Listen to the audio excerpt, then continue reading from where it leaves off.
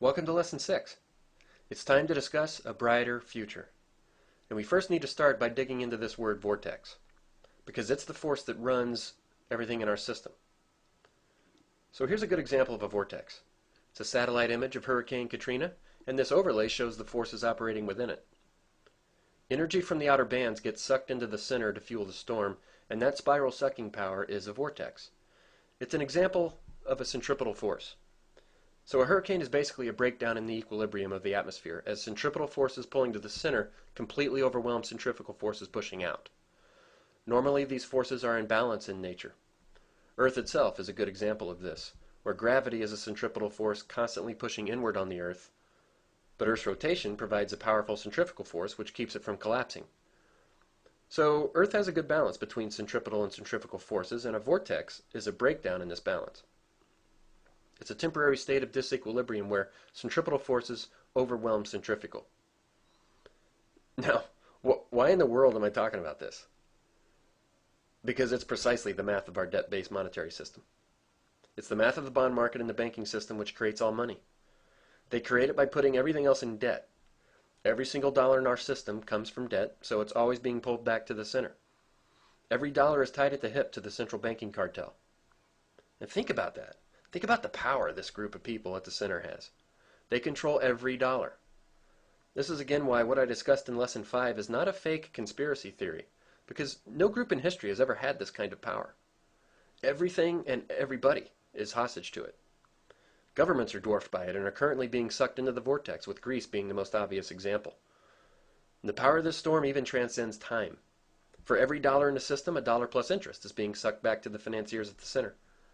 But of course, the money to pay the interest doesn't exist yet, so there's a time dimension to the vortex. The money we get from banks is notional money called credit, which gets created by sucking it from the future. And elite banks drive the growth and power of the vortex, and the Fed is their mechanism for establishing this one superpower vortex with no competition. The Fed accommodates the cartel banks whenever necessary by maintaining the low pressure in the center so they can keep sucking in outer band energy with debt. And this is a way better definition of inflation than you'll ever get from economics. Prices have little to do with microeconomic supply and demand when this macro vortex is driving everything. Nor do simplistic versions of the quantity theory of money from 50 years ago explain inflation. And inflation has almost nothing to do with government printing money, which no longer occurs in this system. True inflation, credit inflation, that drives this vortex is caused by the private sector cartel at the center. Government is just a willing accomplice. And to understand this better, we would need to go back to this issue of time. Because using the vortex diagram in a different way, we could plot time from 0 at the center to 30-year bonds on the edge, and what's called the yield curve would illustrate the relative air pressure across the vortex, which drives its sucking power and growth dynamics. It's precisely the same as air pressure curves in a hurricane. But I'll have to do this in a future video. The bottom line now is that as long as people are willing to borrow more, the private cartel keeps the vortex inflating. We were probably a Cat 1 or 2 hurricane when the system would have deflated in the late 80s without Fed and Treasury intervention. Then we were probably a Cat 3 back in 97 when long-term capital management was saved. Then a Cat 4 as the tech bubble burst. And then Greenspan kept us on course toward Cat 5 by lowering the central pressure of the storm even more. So we're now at the Cat 5 point. The system can't grow anymore. And that's going to be catastrophic for those of us caught in the outer bands. Of course, it wasn't really just Greenspan, but actually the greater cartel operating in collusion behind the scenes of the New York Fed and the Council on Foreign Relations, which of course also controls the U.S. Treasury. They run the vortex. So, what if we want to change this dynamic? What would be a centrifugal force that could balance the centripetal vortex forces? Well, the sucking power of the vortex comes from debt-based money, so the opposing force would be sovereign money. Money that's not sucked from the future. Money that's not attached to increasing interest payments. Money that these guys and the people that work for them on Wall Street can't get their hands on because it's in your hands. It's not electronic digits sitting in their hands for their own leveraging and profit purposes. Sovereign money doesn't depend on the decisions of the Fed. It can't be sucked to the center of the vortex. In fact, sovereign money only becomes more valuable as these guys crank up the storm.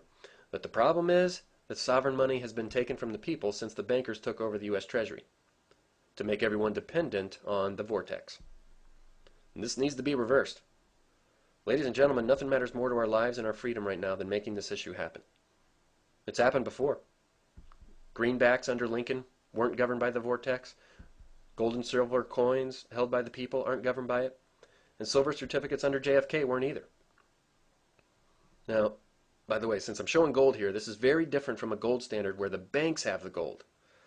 Those advocating a return to that type of gold standard we've seen in the past don't seem to realize it was a similar debt-based vortex where bankers collected gold and pumped out debt paper to the people. It's what led to the system we have today. A system without money, free of the vortex. Does this look like freedom? This is the key dynamic to break. All the other talk about inflation and government deficits, gold standards and taxes and whatever else, it's all missing the mark. And it's useful to flip this diagram on its side to see the hurricane vortex from a different perspective. As energy from the outer bands is sucked toward the center, it's forced upward, so the storm builds into a vertical pyramid. These are the Hamiltonian vertical forces addressed in earlier lessons. They're driven by debt. Again, debt's a sucking vortex force, so the higher up the force is, the higher the storm will be. Basically, driving more leverage into the system pulls the storm higher. So as we shifted from base money to M1 checking and savings accounts long ago, the storm grew in intensity. Then the system continued increasing leverage into M2 and M3, and then into crazy new forms of leverage like derivatives. And that was the real purpose of derivatives. It was a new, higher form of sucking power the financial system used to push us from the Cat 4 hurricane we were in that started to deflate 10 to 12 years ago to a full-blown Cat 5. And the institutions with the most derivatives have the highest sucking power, and therefore the most control over the system. So that's why JP Morgan Chase basically runs the show. Given their absurd derivatives position, they have the highest claim on capital, and they sit at the highest level of the storm. So we're living in a vortex governed by JP Morgan and the Fed cartel banks, not in a republic governed by our elected leaders. Yet Chase has the gall to put out a debt card called Chase Freedom, straight out of Orwell's 1984. And by the way, as you probably noticed already, the vortex is actually in the Chase logo.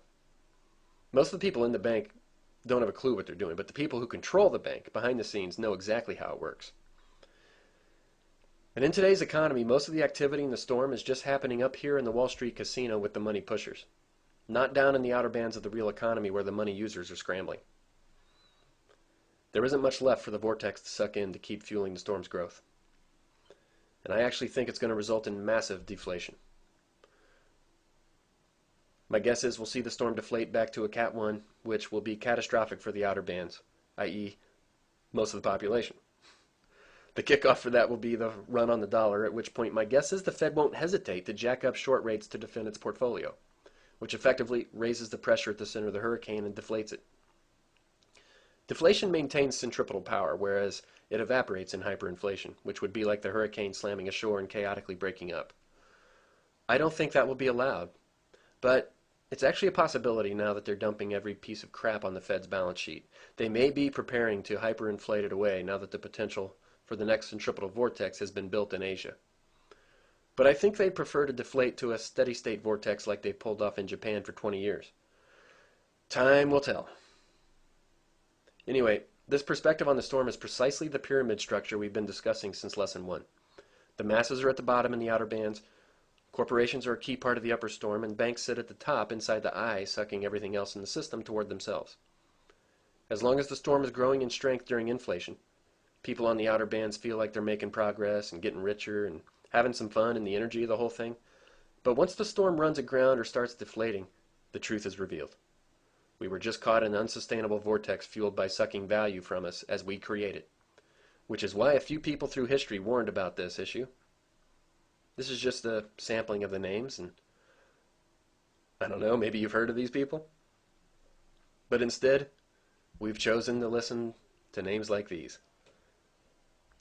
I think it's a big mistake listening to a few Harvard corporate suits compared to some of the most admired people in history who are generally known for timeless principles and trying to stand for humanity, while the Ivy Leaguers here are just pursuing power and paychecks. They're salesmen, working for the elites behind the Council on Foreign Relations. Well, I think it's safe to say we chose the wrong people to listen to.